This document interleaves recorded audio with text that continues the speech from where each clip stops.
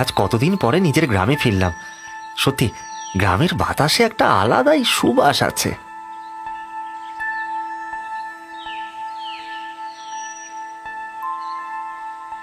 ও বাবা, এ কি দৃশ্য দেখছি রে! এই যে দেখি প্রদীপ, এতদিন বাদে গ্রামে ফেরার সময় হলো তাহলে? হ্যাঁ, তা আমিও আবার কি জিজ্ঞেস করছি, বাবা মরার খবর পেয়েছিস? এবারে তো সম্পত্তির গন্ধে গন্ধে আসতেই হবে, তাই না? কি? বাবা, বাবা নেই? কিন্তু কবে, মানে কি করে? ওরে আমার ন্যাকা চন্দ রে, তুই যেন জানিস না? হ্যাঁ, কি আর করবে বুড়ো লোকটা, একমাত্র ছেলে দূরে চলে গেল, তা কি নিয়ে বাঁচত? কিন্তু কিন্তু তোমরা কেউ আমাকে কোনো খবর দাওনি কেন? একটিবার আমাকে জানাওনি কেন? তোর ঠিকানা জানতাম? হ্যাঁ, তোর বাবার কাছে তো তোর কোনো ঠিকানাই ছিল না। গ্রামের লোকেরা যেটা ভালো বুঝেছে সেটাই করেছে, কিন্তু তোর তো ভালোই হলো, এবার সমস্ত সম্পত্তি নিয়ে কেটে পড়তে পারবি। কাকা, দয়া করে চুপ করো তুমি। আমি এমনিতেই বুঝতে পারছি না কি বলবো আর কি করব। কেন রে, এতে এত বোঝাবুঝির কি আছে? যখন বাপটা বলেছিল গ্রামে থাকতে, তখন তো তোর শহরে যাওয়ার ভূত চেপেছিল। এখন বাপ মরতেই এসে পড়েছে। হাহ, এমন ছেলে পুলে থাকার থেকে না থাকাই ভালো। সুকুমার ততক্ষণে রেগেমেগে চলে গেছে। এদিকে প্রদীপের পা যেন বাড়ির দিকে আর এগোচ্ছে না। হ্যাঁ, বাবার উপরে তার অভিমান, রাগ দীর্ঘদিনের, কিন্তু তার পেছনে গুরুতর কারণ রয়েছে। এমনি এমনি তো সে গ্রাম বাড়ি ছাড়েনি, কিন্তু তাই বলে শেষ সময় বাবাকে একবার দেখতে পাবে না, এমনটাও তো সে দুঃস্বপ্নেও ভাবেনি। চোখের জল মুছে প্রদীপ ধীর পায়ে বাড়ির দিকে এগোচ্ছে, ঠিক তখনই একজন পরিচিতর ডাকে ও চমকে উঠল। প্রদীপ, এই প্রদীপ! ব্রজেশ, তুই? হ্যাঁ রে, আমি আমি তাই ভাবছি তুই চিনতে পারবি কিনা। তুই আর এসব বলে আমাকে কষ্ট দিস না ব্রজেশ। এমনিতেই গ্রামে এসে বাবার কথাটা শুনে। বিশ্বাস কর, আমি মোড়ল মশাইকে গ্রামের লোককে বলেছিলাম যাতে যাতে কাকাবাবুকে দাহ করার আগে তোকে অন্তত একবার খবর দেয়, কিন্তু কিন্তু কারোর কাছে আমার ঠিকানা ছিল না, তাই তো? জানি, বাবাকে শেষবার দেখতেও পেলাম না। সুকুমার কাকা ঠিকই বলেছেন রে, আমি সত্যি অধম পুত্র। এই তুই চুপ কর তো, কি বলছিসটা কি? ওই সুকুমার কাকার কথা ভাবছিস, যে নিজেই বাবা মাকে ঘর থেকে বের করে দিয়েছিল? ছাড় তো। যাই, একবার বাড়ির দিকে গিয়ে দেখি। চল, আমি তোর সঙ্গে যাচ্ছি, চিন্তা করিস না, কাকাবাবু যেখানে আছেন ভালো আছেন।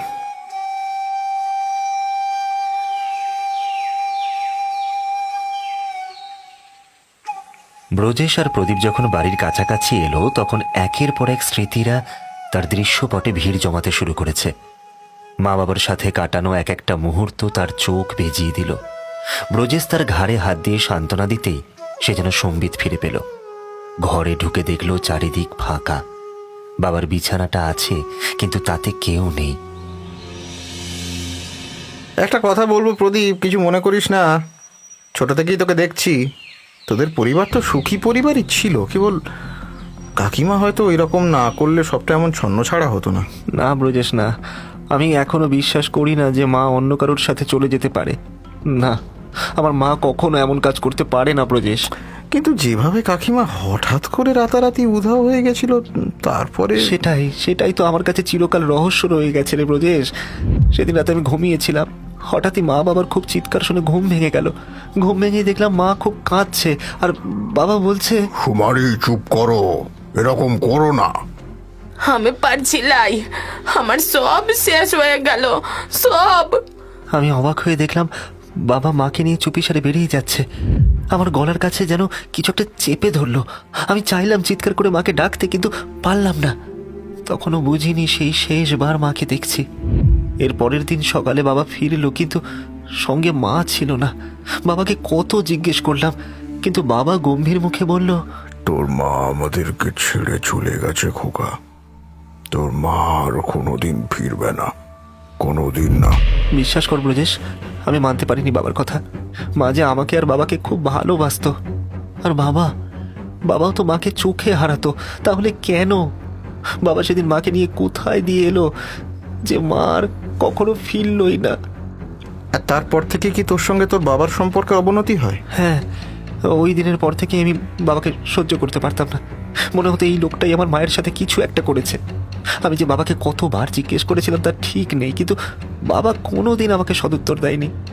যত বড় হলাম বিদ্বেষ এত বাড়লো যে গ্রাম ছেড়ে বাবাকে ছেড়ে শহরে চলে গেলাম আমি। কিন্তু এবারে তাহলে কি করবি? মানে এই বাড়ি ঘর? জানি না রে, চেষ্টা করবো যাতে কালকের মধ্যে সবকিছু বিক্রি করে আবার শহরে ফিরে যেতে পারি।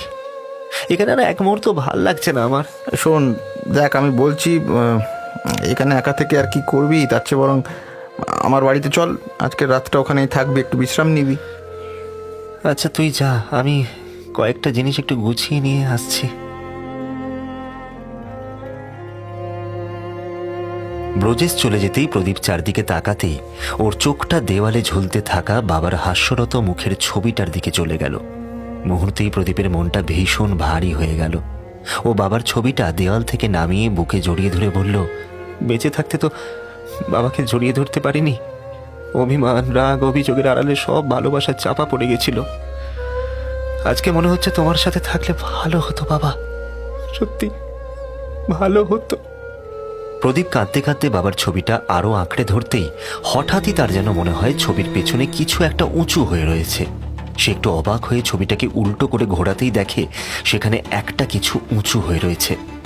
প্রদীপ বিস্মিত নয়নে সেটা ধরতেই দেখে সেটা একটা ভাঁজ করা কাগজ। ভাঁজ করা কাগজ, তাও বাবার ছবির পেছনে। কিন্তু কেন, মানে কিসের কাগজ এটা?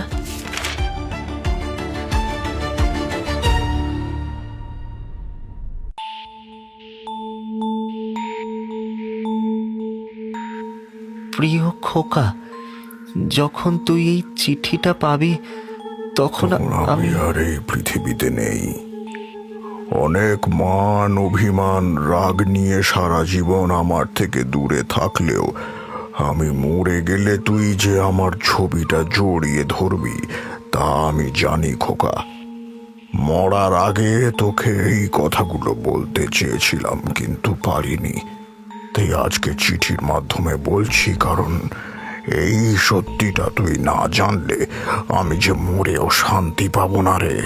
তার মানে বাবা জানতো আমি আসবো, কিন্তু কিন্তু কিসের সত্যির কথা বলছে বাবা? না, পড়ে দেখি। তুই সব সময় ভেবেছিস আমি তোর মাকে তোর থেকে দূরে করে দিয়েছি। তুই বারবার জিজ্ঞেস করার পরেও আমি তোকে কোনো সদুত্তর দিতে পারিনি খোকা। বলা ভালো, দিতে চাইনি, কিন্তু আজকে তোকে সব বলবো বাবা। মা কারোর সাথে পালিয়ে যায়নি রে। সে যে আমাকে আর তোকে বড্ড ভালোবাসতো, সে বাধ্য হয়েছিল চলে যেতে। ভাবছিস কেন? সেই কারণটা জানতে গেলে ফিরে যেতে হবে অনেকগুলো বছর আগে, যখন প্রথমবার তোর মায়ের সাথে আমার দেখা হয় সুন্দরী গ্রামে। হ্যাঁ, তখন আমি বছর 25-এর যুবক।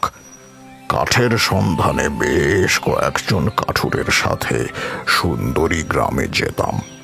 সেখানেই একদিন,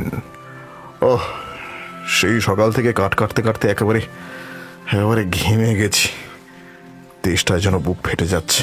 কি করবে বলো, সঙ্গে যেটুকু জল ছিল তাও তো সেই কখন শেষ হয়ে গেছে। এই কাছে পিঠে নদী নালাও নেই, এই যে একটু জল খাবো। এই জঙ্গলের কাছেই তো আদিবাসী বস্তি আছে, তাই না? ওইখানে গিয়ে বরং একটু জল চাই, বুঝলে?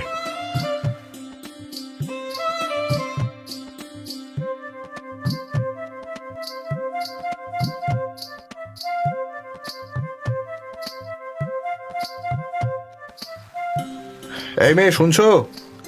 এখানে কোথায় একটু জল পাওয়া যাবে বলতে পারো? কেন জল পাওয়া যাবে লাই? নিশ্চয়ই পাওয়া যাবে। একটু দাঁড়া বটে, আমি কালিন্দী দেবীর ঘরখানা সাফা করে লি।